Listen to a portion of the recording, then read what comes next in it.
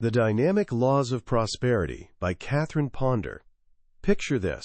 It's the middle of a brutal recession. Businesses are closing, people are panicking, and everyone's talking about how terrible things are. Everyone except one salesman, that is. While his colleagues are drowning in complaints about the economy, this guy can't stop making sales. His business is absolutely thriving. Naturally, people want to know his secret. What does he tell them? He just grins and says, "Business is wonderful because there's gold dust in the air." Sounds kind of crazy, right? But here's the thing. For him, it was true. Every conversation somehow turned into a sale. Every handshake opened a new door. It was as if he was walking through a completely different world than everyone else. So what was his deal? Was he just incredibly lucky? Or had he tapped into something deeper? Some invisible force as real and powerful as gravity itself? This question is at the heart of a fascinating book written more than 50 years ago, The Dynamic Laws of Prosperity. Now, the author, Catherine Ponder, wasn't some Silicon Valley mogul or investment banker. She was a woman who had hit absolute rock bottom. A young widow with a small son to raise, she found herself with no job, no money, and a crushing sense that she had failed at life. Gold dust? She couldn't see any dust, except the kind settling on her empty cupboards. But from that dark place, she discovered something extraordinary. Something so simple, yet so powerful, that it didn't just pull her out of poverty, it went on to change the lives of millions. She realized that salesman was onto something real. There actually is gold dust in the air, all around us, every single day. We just need to learn how to see it, reach for it, and bring it into our lives. Today, we're diving into Catherine Ponder's timeless wisdom. By the time we're done, you'll understand the invisible laws that separate success from failure, and you'll have the keys to unlock prosperity in your health, your relationships, and yes, your bank account too. This isn't just about thinking positive thoughts and hoping for the best. This is about learning to work with the actual operating system of the universe. Ready? Let's learn to see that gold dust. The journey starts with an idea that might shock you. Catherine Ponder actually calls it the shocking truth about prosperity. Here it is. It's shockingly right for you to be prosperous, and shockingly wrong for you to be poor. Let that sink in for a second. Most of us grew up absorbing messages that there's something noble about struggling, that wanting more makes you greedy, that spiritual people shouldn't care about money. We hear things like, "I may be poor, but at least I'm a good person," as if you can't possibly be both good and wealthy. This creates a war inside us. We work hard to earn money, but feel guilty for wanting it. It's like driving with one foot on the gas and the other on the brake. You make a lot of noise, burn a lot of fuel, but you don't actually go anywhere. Ponder says we need to completely flip this script. Poverty isn't a virtue. It's actually destructive. It causes anxiety, exhaustion, and poor health. She even calls it a kind of sin, not in a moral sense, but in the sense of falling short of what we're meant to be. You weren't created to struggle endlessly. To live a full life, you need good food, comfortable shelter, and freedom from crushing work. You need books, beauty, travel, and time to think. Prosperity isn't just about having a fat wallet. It's about experiencing peace, health, and abundance in every corner of your life. And this, she insists, is your birthright. If you believe in a creative force that made this infinitely abundant universe, why would that force want you to barely scrape by? This mindset shift is absolutely foundational. You have to give yourself permission to prosper. You have to believe, deep down, that it's not only okay, but right for you to thrive. Once you take your foot off that brake, the real journey begins. Okay, so if the universe is designed for our prosperity, why are so many people broke and miserable? The answer lies in what Ponder calls the quote, law of laws. Scientists call it action and reaction. The Bible calls it sowing and reaping. Ponder calls it the law of radiation and attraction. Here's the deal. Whatever you send out through your thoughts, feelings, words, and mental pictures, you attract back into your life. You can't get something for nothing. You have to give before you can receive. You have to plant seeds before you can harvest. Now, if you're thinking, but I have nothing to give, let me tell you about a desperate widow in the book. She's got a house full of hungry kids and literally not a penny. She calls a counselor, completely panicked. The counselor explains this law: you've got to give something to start the flow of good coming back. But I have nothing, the widow cries. The counselor gently replies, my dear, we always have something to give. She tells the woman to look around and find anything she can give away. Then, in an act of faith, set her dining table beautifully and write out a grocery list, as if she's about to go shopping. The widow is confused but desperate enough to try it. She notices some flowers in her yard, cuts them, and gives them to a sick neighbor, who's absolutely delighted. Then she goes inside, sets the table with her best dishes, and sits down to write that grocery list. Right then, someone knocks on the door. It's a person who's owed her money for years. He apologizes for the delay and hands her $30, exactly what she needs. She radiated giving, and receiving showed up at her door. She created an atmosphere of abundance, and abundance responded. This law is always working. When we complain about the economy, criticize our jobs, or obsess over what's wrong, we're radiating lack and limitation. And the universe, like a perfect mirror, reflects that right back at us. To change what we get, we have to change what we're putting out. We have to consciously radiate thoughts of success, gratitude, and abundance, even when things look grim. Think of it like tuning a radio. The music is always there in the air, but you only hear the station you're tuned to. Your thoughts and feelings are the dial. You get to choose your frequency. But what if your life is already cluttered with stuff you don't want? This brings us to the vacuum law of prosperity. Nature hates a vacuum. If you want something better to come into your life, you first have to create space for it. You've got to clear out what you don't want to make room for what you do. This works on a very practical level. If your closet is stuffed with clothes you never wear, you're basically telling the universe, I'm full. No room for anything new here. But when you courageously clear out the old, you create an opening that nature rushes to fill. Ponder tells about a couple who gave away most of their furniture when they moved. They left rooms intentionally empty, visualizing them filled with the beautiful pieces they really wanted. For a while, nothing happened. But they held their vision. Then the husband's company started a new merit program, and he began earning points redeemable for, you guessed it, brand new furniture. But here's where it gets really powerful. This law works even better in the non-physical realms, in your mind and emotions. And the most powerful way to create a vacuum for good is through forgiveness. Holding grudges, resentment, or bitterness is like filling your inner world with toxic waste. There's no room left for peace, health, or prosperity. Forgiveness is giving for. You give up the old, painful stuff to make room for something better. There's an incredible story of a businessman who got violently ill with a high fever and terrible cough. Doctors couldn't figure it out. It was like his body was filled with some mysterious poison. One night, lying there in misery, he realized he needed to let something go. He quieted his mind and asked what it was. Suddenly, he thought of someone he'd been holding a massive grudge against, someone he'd actively tried to hurt. Right there, feverish and weak, he began repeating, I fully and freely forgive you. I release you and let you go. I wish you no harm. I am free, and you are free. A deep peace washed over him, and for the first time in days he slept soundly. The next morning, his fever was gone. The doctor was stunned. The poison had somehow vanished from his system. By forgiving, he created the vacuum for new life and health to rush in. Forgiveness isn't about saying what someone did was okay. It's about setting yourself free. It's a deep cleaning of your soul that prepares the ground for miracles. So you've embraced prosperity as your right, you understand the law of radiation, and you've created space through releasing the old. Now, how do you actually build the life you want?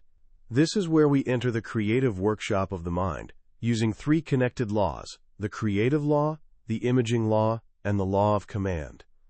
It starts with desire. Not a weak, wishy-washy that would be nice feeling, but a strong, burning desire for the highest and best life possible.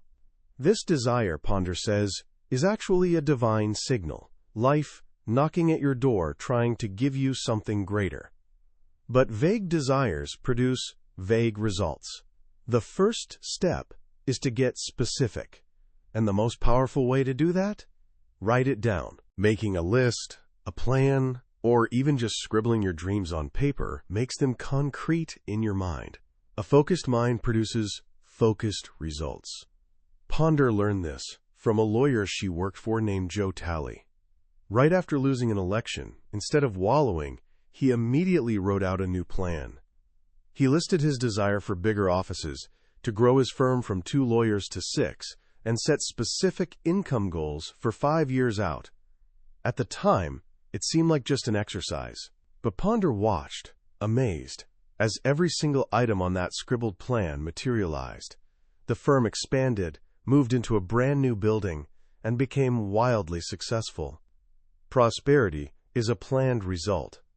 Once you've got your written desire, you engage the second creative tool, the imaging law. This is the power of your imagination. Mind experts agree, you can create anything you can imagine. And here's the kicker, your imagination is way stronger than your willpower. If you try to force yourself to do something while your imagination is picturing failure, your imagination wins every time. The secret is getting your imagination working for you, not against you. History is full of examples. Joseph from the Bible dreamed of greatness long before he achieved it. He mentally pictured his brothers, bundles of grain bowing to his. That vision, held through years of slavery and prison, eventually led him to become Egypt's prime minister. He created his success in his mind first. For a more hands-on approach, Ponder shares a technique created by an engineer, the Wheel of Fortune. You take a big piece of poster board and draw a circle. In the center, you put a symbol of a higher power.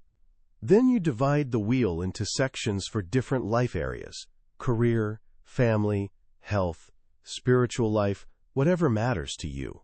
In each section, you paste pictures, words, and phrases representing what you desire. The engineer who invented this wanted a better job, to sell his house, and to move to a new state. He put pictures of his ideal engineering position, his house with "the right buyer is directed to this property," and a photo of his dream home. He looked at this wheel every single day, soaking his imagination in the reality of these fulfilled desires. Within weeks, he got the biggest promotion of his career. He and his wife found their perfect new home, and their old house sold on the exact date they'd confidently planned for. The wheel turned his imagination from "I can't" to "I can," and reality rearranged itself to match. Now you've got a written plan and vivid mental images. The final step is giving it power through the prosperity law of command. This law works through the words you speak. The Bible says you shall decree a thing and it shall be established. We're constantly making decrees, but usually the wrong kind. We say things like, "I'd give my right arm for that," then wonder why our arm starts hurting. Or, "If only I could get on my feet financially while standing perfectly healthy," then find our legs giving us trouble. Our subconscious takes our words literally. You create your world with your words. The way to harness this power positively is through affirmations. An affirmation is a positive statement you declare as already true. The word affirm literally means to make firm. By verbally declaring the good you want, you're making it firm in your mind and in the invisible substance around you. Ponder suggests taking specific affirmations and repeating them out loud for at least 15 minutes daily. For example, a saleswoman who consistently affirmed, "I love the highest and best in all people. I now attract the highest and best people to me," became the top seller in her entire store. Another powerful one, "Everything and everybody prospers me now, and I prosper everything and everybody now." A government worker used this and soon learned about an inheritance he never knew existed. These 3 laws, writing, imaging, and affirming, form a creative trinity. You write to make it definite, You imagine to give it life and shape, and you affirm to command it into reality. As you practice these laws, your whole outlook shifts. This brings us to cultivating prosperous attitudes. One of the most important is your attitude toward money itself. As we talked about earlier, many people have conflicted, negative views about money. Ponder urges us to see money as divine substance, as good in physical form. It's just a tool, a medium of exchange. There's nothing evil about it. You need to appreciate money. The mind's law is simple. You attract what you appreciate and repel what you criticize. If you're constantly complaining about money, worrying about it, or speaking of it negatively, you're pushing it away. This applies not just to your own finances, but to everyone's. Thinking of yourself as prosperous while gossiping about someone else's money troubles invites that same experience into your life. The golden rule of prosperity: never think or say anything about another person's financial situation that you wouldn't want true for yourself. When you hear about someone's good fortune, celebrate it. Their success proves the universe's abundance, an abundance equally available to you. To develop a truly prosperous attitude, Ponder introduces a simple but magical technique based on the ancient belief that the number 10 has the power of increase. Here's how it works. Whenever you think about money, what's in your wallet, your bank balance, a bill you need to pay, mentally multiply it by 10. If you've got $5 in your wallet, don't just see $5. Think, I give thanks that 10 times this amount, $50, is now on its way to me. Get a $20 bill. I give thanks that 10 times this, $200, is now manifesting to meet this need and more. This simple mental game instantly shifts you from lack to abundance. Your mind, which loves concrete numbers, starts expecting more, and the universe responds. A saleswoman tried this with the single dollar in her pocket, affirming that $10 were coming. The next day, after record-breaking sales, she got home to find 2 unexpected checks totaling exactly $10. With these laws and attitudes as your foundation, you can look at work differently. For most people, work is a grind, a necessary evil. But a prosperity thinker sees work as a powerful channel for abundance, as, quote, love made visible. If you're stuck in a job you hate, Ponder suggests you're there for a reason, to learn something or develop a quality you'll need for your next step up. The key isn't complaining or resisting. It's blessing your current situation and doing your absolute best while simultaneously holding the vision for the work you truly desire. Your dissatisfaction is actually a good sign. It's the pressure of your talents and abilities wanting to express themselves at a higher level. You can't grow internally and stay stuck externally. As you mentally and emotionally move toward your ideal work, your outer circumstances must change to match. As you master these principles, your confidence naturally grows. Self-confidence, Ponder explains, isn't something you need to acquire. It's something you already have. It's part of your spiritual DNA. You were born with it. You just need to uncover it. You do this by affirming your God-given abilities, feeding your mind confident thoughts before sleep, and daring to do the things you fear. And this brings us to the final, crucial law, the prosperity law of persistence. Calvin Coolidge once said, "Nothing in the world can take the place of persistence." Persistence and determination alone are omnipotent. The world is packed with talented, educated people who failed. The ones who succeed are the plotters, the ones who simply refuse to quit. They have the can-do attitude. When they hit a wall, they don't see it as game over. They see it as success trying to be born in a bigger form. Ponder shares how, after successfully writing many articles, she suddenly started getting rejection letters for everything. Discouragement crept in.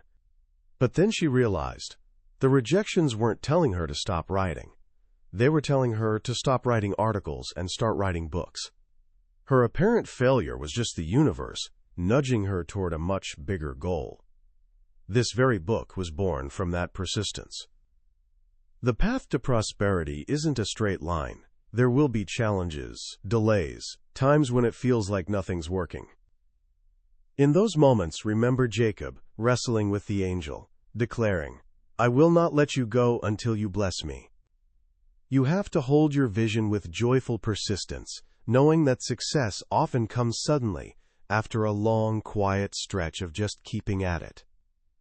This, then, is Catherine Ponder's journey for us. It begins with a mental revolution, accepting that prosperity is your birthright. It unfolds through understanding universal laws of radiation, of vacuums, of creation. And it's sustained by daily practice of prosperous attitudes, confident action, and unshakable persistence. It's a journey from seeing the world as scarce and hostile to seeing it as it truly is. A universe overflowing with infinite good. A world where there really is gold dust in the air, just waiting for you. When you step back and look at the dynamic laws of prosperity, what really hits you is how simple, yet how profound, its message is. In a world that constantly tells us success is complicated, that it requires ruthless competition, complex strategies, or pure luck, Catherine Ponder offers something radically different. She tells us that the source of all our abundance and all our lack isn't in the world outside us, it's in the world within. The most powerful lesson, I think, is this idea of personal responsibility in its most empowering form. We're not victims of circumstance, we're creators of circumstance. Our thoughts, feelings, and deeply held beliefs are the tools we use, consciously or not, to build our reality. This can feel scary at first, because it means we can't blame the economy, our boss, or our past for where we are now. But once you get past that initial discomfort, it becomes the most freeing idea imaginable. If you created your current reality, you absolutely have the power to create a new one. What makes Ponder's work so enduring is that she doesn't just offer abstract philosophy, she gives you a practical, step-by-step mental toolkit. The Wheel of Fortune makes visualization concrete and actually fun. The Multiply by 10 technique is a simple mental hack that instantly shifts your perspective from scarcity to abundance. And the emphasis on writing things down. That's timeless wisdom. There's real magic that happens when you take a fuzzy dream from your mind and anchor it to the physical world with pen and paper. Decades after it was written, this book feels even more relevant today. We live in an age of non-stop distraction and negative input. We're bombarded with news of conflict, crisis, and limitation. It's so easy to get swept up in the collective fear and scarcity mindset. Ponder's teachings are a powerful antidote. They're a wake-up call to guard the door of your own mind, to consciously choose what you let in, and to deliberately cultivate a mental atmosphere of peace, health, and plenty, regardless of what's happening around you. So how can you start applying these dynamic laws today? You don't need to overhaul your entire life overnight. Start small. First, try the law of command. For the next 24 hours, make a conscious effort to stop all poverty talk. No complaining about prices, no saying, "I can't afford it." Instead, when a bill arrives, silently bless it and affirm, "I give thanks for the immediate, complete payment of all financial obligations." Just notice how this tiny shift in language changes how you feel. Second, engage the creative law. Grab a piece of paper and write down one thing, just one, that you truly, deeply desire. Be specific. Don't hold back. Let it be something that genuinely excites you. Put that paper somewhere you'll see it every day. Finally, practice the vacuum law. Go to your closet, bookshelf, or desk and find one thing you no longer need or love. Give it away. Release it freely, without regret. Create a small empty space and silently dedicate it to the new good that's on its way. These small actions, practiced consistently, are seeds from which a new reality grows. They begin retraining your mind, tuning it to a new frequency. And as you continue, you'll start noticing shifts. An unexpected opportunity. A creative idea. A chance meeting. You'll begin seeing evidence that the universe really is working in your favor. You'll start seeing that gold dust. That was a summary of The Dynamic Laws of Prosperity by Catherine Ponder. We've covered the major themes today, but here's the truth. A summary is like looking at a map of a beautiful country. The map shows you where the mountains and rivers are, but it can never replace actually walking the trails, feeling the sun, and breathing the fresh air. The real magic of a book like this happens in those quiet reading moments when a particular story or simple phrase connects with you in an unexpected way. This summary is a map designed to help you decide if this journey is one you want to take. If anything we've discussed has sparked something in you, I really encourage you to grab a copy of the book. Reading it isn't just about learning. It's an experience that can genuinely change how you see yourself and the world. A link to the book is in the description below. Also, if you found this summary valuable and it gave you a fresh perspective, please take a moment to hit that like button and subscribe to the channel. That way you won't miss our next dive into another life-changing book. Let's keep learning and growing together.